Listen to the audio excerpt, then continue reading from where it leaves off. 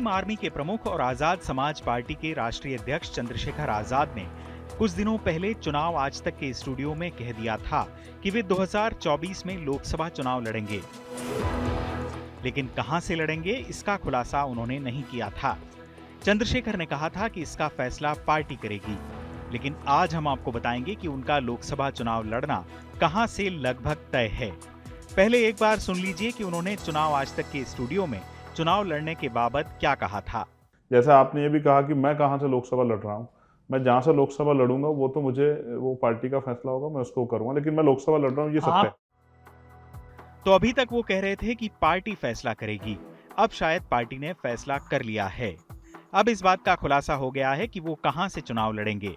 सूत्रों की माने तो चंद्रशेखर आजाद उत्तर प्रदेश की नगीना लोकसभा सीट से चुनावी मैदान में उतर सकते हैं। खबरों के मुताबिक उनकी उम्मीदवारी को इंडिया गठबंधन का समर्थन भी मिल सकता है।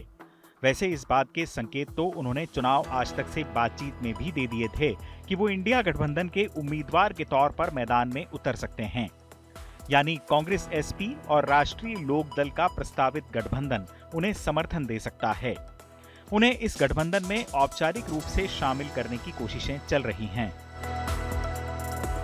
नगीना सीट का चुनाव इसलिए महत्वपूर्ण है क्योंकि ये एससी के लिए सुरक्षित सीट है।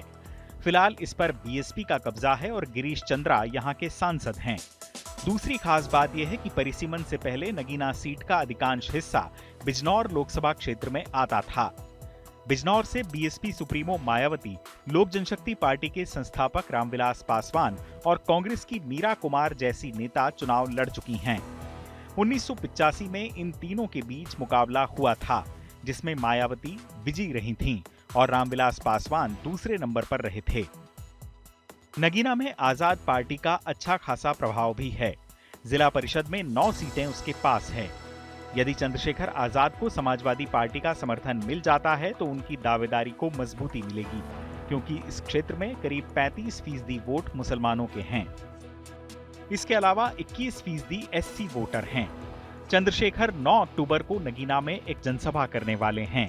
माना जा रहा है कि इसके साथ ही वे अपनी दावेदारी के औपचारिक ऐलान के साथ चुनाव अभियान की भी शुरुआत कर सकते हैं।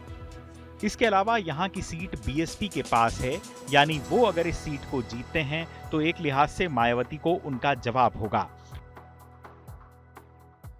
नगीना लोकसभा क्षेत्र के अंतर्गत 5 विधानसभा सीटें हैं।